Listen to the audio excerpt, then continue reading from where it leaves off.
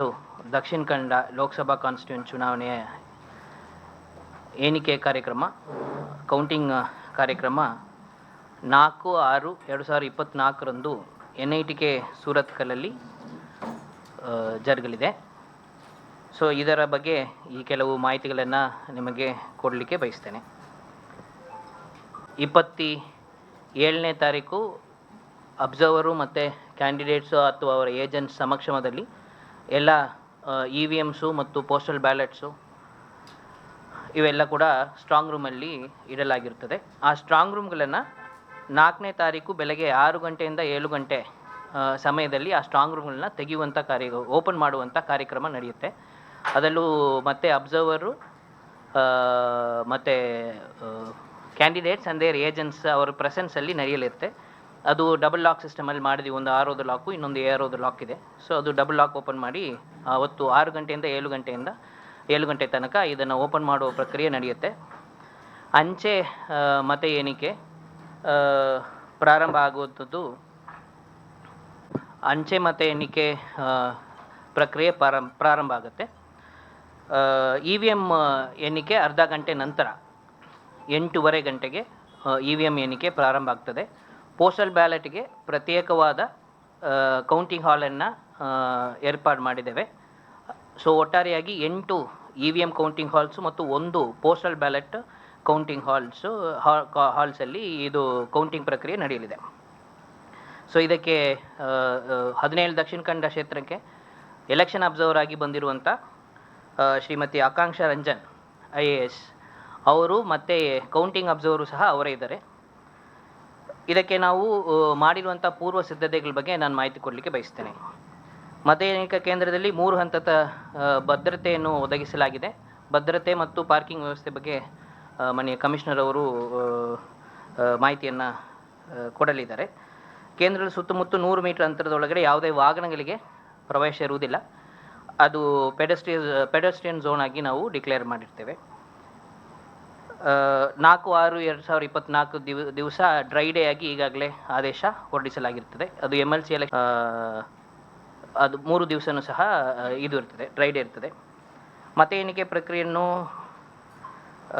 ಪಾರದರ್ಶಕವಾಗಿ ನಡೆಸಲು ಎಲ್ಲ ಕೊಠಡಿಗಳಲ್ಲೂ CCTV ಕ್ಯಾಮರಾ ಅಳವಡಿಸಲಾಗಿದೆ. ಮತ್ತು EVM ಮಿಷಿನ್ಸು ತಂದು ಒಯ್ಯುವಂಥ ಪ್ರಕ್ರಿಯೆಯೂ ಸಹ ಪ್ರತ್ಯೇಕವಾದ CCTV ಕ್ಯಾಮರಾ ಕೆಳಗಡೆ ಅದು ಕೂಡ ಕವರ್ ಆಗ್ತದೆ. ಅದು ಕ್ಯಾಂಡಿಡೇಟ್ಸ್ ಮತ್ತು ಏಜೆಂಟ್ಸ್ ಕೂರಿಸಿರುವಂಥ ನಮ್ಮ RO ಚೇಂಬರಲ್ಲಿ ಪೋಸ್ಟಲ್ ಬ್ಯಾಲೆಟ್ ರೂಮಲ್ಲಿ ಅದರದ್ದು CCTV ಫೀಡ್ ವಿಲ್ ಬಿ ಅಲ್ಲಿ ಕಾಣಲಿಕ್ಕೆ ಸಿಗ್ತದೆ. ಎಲ್ಲ ಪೂರ್ತಿ ಕೌಂಟಿಂಗಲ್ಲಿ ಏಜೆಂಟ್ಗೂ ಮತ್ತು ಇದಕ್ಕೆ ಸ್ಟೀಲ್ ಫ್ರೇಮ್ಡ್ ಜಾಲಿ ಫಿಕ್ಸ್ ಆಗಿದೆ ಈಗಾಗಲೇ. ಆ್ಯಂಡ್ ಪ್ರಾಪರ್ ಚಾನಲ್ಸ್ ಫಿಕ್ಸ್ ಮಾಡಿದ್ದೀವಿ. ಎಲ್ಲಿ ಪಾರ್ಕ್ ಮಾಡಿಕೊಂಡು ಎಲ್ಲಿ ಏಜೆಂಟ್ಸ್ಗಳು ಕೌಂಟಿಂಗ್ ಏಜೆಂಟ್ಸು ಯಾವ ರೀತಿ ಹೋಗಬೇಕಂತ ಪ್ರತಿಯೊಂದು ಮತಕ್ಷೇತ್ರಕ್ಕೂ ಪ್ರತ್ಯೇಕ ಹಾಲ್ ನಿಗದಿಪಡಿಸಲಾಗಿದ್ದು ಅದಕ್ಕೆ ಒಂದು ಕಲರ್ ಕೋಡಿಂಗು ಮಾಡಿದ್ದೇವೆ. ಸೊ ಅವರ ID ಕಾರ್ಡಲ್ಲಿ ಅದರದ್ದು ಕಲರ್ಡ್ ಸ್ಟಿಕ್ಕರ್ಸ್ ಇರ್ತದೆ. ಸೊ ಅವರು ಯಾವ ಹಾಲಿಗೆ ನೇಮಕ ಆಗಿದ್ದಾರೆ ಆ ಹಾಲಿಗೆ ಹೋಗಿ ಅವರು ಮುಟ್ಟುವಂಥ ವ್ಯವಸ್ಥೆಯನ್ನು ಸಹ ಮಾಡಲಾಗಿದೆ. ಎಲ್ಲ ಕೊಠಡಿಗಳನ್ನು ಬೆಳಕು, ಗಾಳಿ, ಆಸನ, ಕುಡಿಯುವ ನೀರಿನ ವ್ಯವಸ್ಥೆ ಮತ್ತು ಟಾಯ್ಲೆಟ್ ವ್ಯವಸ್ಥೆ ಮಾಡಲಾಗಿರ್ತದೆ. ಅದು ಬಿಟ್ಟು 4/6/2024 ಬೆಳಗ್ಗೆ 5 ಗಂಟೆಯಿಂದ ಮಧ್ಯರಾತ್ರಿ 12 ಗಂಟೆ ತನಕ ನಿಷೇಧಾಜ್ಞೆಯನ್ನು ಕೂಡ ಈಗಾಗಲೇ ಹೊರಡಿಸಲಾಗಿದೆ. 144 ಆರ್ಡರ್ ಇಸ್ ದೇರ್. ಸೊ ಯಾವುದು ವಿಜಯೋತ್ಸವ ಆಚರಣೆ, ಸಂಭ್ರಮ ಈ ಥರ ಮಾಡಲಿಕ್ಕೆ ಅವಕಾಶ ಇರುವುದಿಲ್ಲ. ಸೊ 12 ಗಂಟೆ ತನಕ there will be 144 order across the district. So voter turnout ಬಗ್ಗೆ ಮಾಹಿತಿ ಕೊಡುವುದಾದರೆ ಈಗಾಗಲೇ EVMಲ್ಲಿ ನಮಗೆ ರೆಕಾರ್ಡ್ ಆಗಿರುವಂಥ ಟೋಟಲ್ ವೋಟ್ 14,09,653 ಒಟ್ಟಾರೆಯಾಗಿ ಆಗಿರುವಂಥ ವೋಟ್ 14,09,653 EVMಲ್ಲಿ ರೆಕಾರ್ಡ್ ಆಗಿರುವಂಥದ್ದು 77.56 ಪೋಲ್ ಪರ್ಸೆಂಟೇಜ್.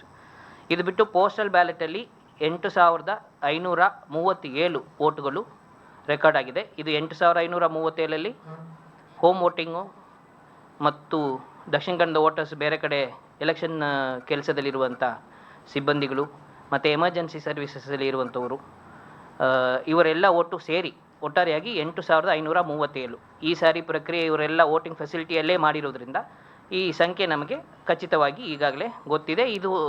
ಇಷ್ಟು ವೋಟ್ ಆಲ್ರೆಡಿ ನಮ್ಮ ಸ್ಟ್ರಾಂಗ್ ರೂಮಲ್ಲಿ ಇದೆ. ಇದು ಬಿಟ್ಟು ಸರ್ವಿಸ್ ವೋಟರ್ಸು ಸುಮಾರು 514 ವೋಟ್ಸನ್ನು ನಾವು ಕಳಿಸಿದ್ದೇವೆ.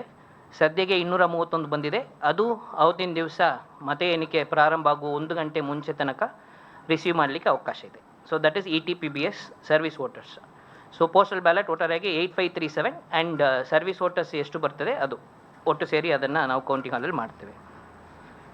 EVM ಮತ ಎಣಿಕೆ ಕೇಂದ್ರಗಳು 200 ಬೆಳ್ತಂಗಡಿ ಲೆಕ್ಚರ್ ಹಾಲ್ 1 ಗ್ರೌಂಡ್ ಫ್ಲೋರಲ್ಲಿ, 201 Moodbidri central lecture hall 1 ground floor, 202 Mangalore city north lecture hall 4 ground floor, 203 Mangalore city south central hall complex first floor, 204 Mangalore second floor, 205 Bantwal second ಫ್ಲೋರಲ್ಲಿ central hall lecture complex B, and Puttur second ಫ್ಲೋರಲ್ಲಿ lecture hall number 9, Sullia central library building ಏನಿದೆ ಅದರದ್ದು ಮೇಲೆ ಸುಳ್ಯದು counting.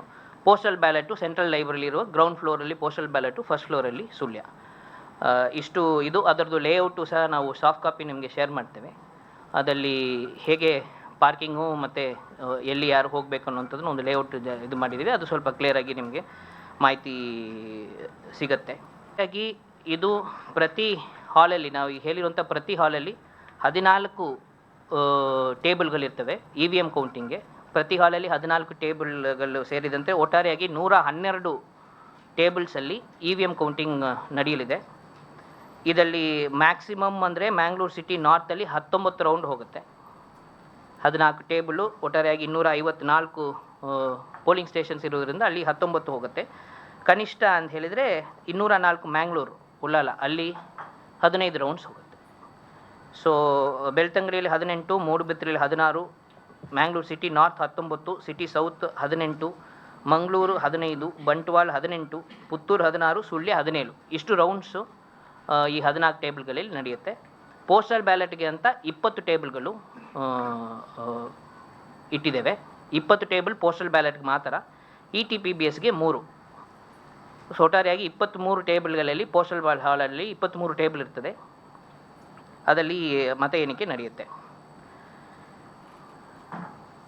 8 ಸಹಾಯ ಚುನಾವಣಾಧಿಕಾರಿಗಳು ನೇಮಕ ಮಾಡಲಾಗಿದ್ದಾರೆ. So ಈ ಪ್ರತಿ ಕ್ಷೇತ್ರಗೂ ಒಂದು ಸಹಾಯ ಚುನಾವಣಾಧಿಕಾರಿ ಅವರ ನೇತೃತ್ವದಲ್ಲಿ ಆಯಾ ಹಾಲಲ್ಲಿ ನಡೆಯುತ್ತೆ. 20 ಪೋಸ್ಟಲ್ ಬ್ಯಾಲೆಟ್ ಕೌಂಟಿಂಗ್ ಟೇಬಲ್ಗೂ ಪ್ರತಿ ಟೇಬಲ್ಗೆ ಒಂದು ಅಡಿಷ್ನಲ್ RO ನೇಮಕ ಆಗಿದ್ದಾರೆ. ETPBS 3ಗೂ ಸೇರಿ ಒಬ್ಬರು ARO has been appointed.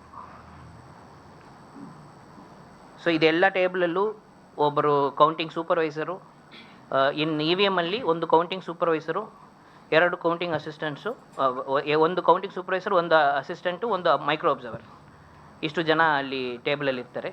Postal ಬ್ಯಾಲೆಟಲ್ಲಿ 1 supervisor, 2 counting assistant, 1 observer and 1 ARO. So ಇಷ್ಟು ಜನ ಪೋಸ್ಟಲ್ ಬ್ಯಾಲೆಟಲ್ಲಿ ಇರ್ತಾರೆ.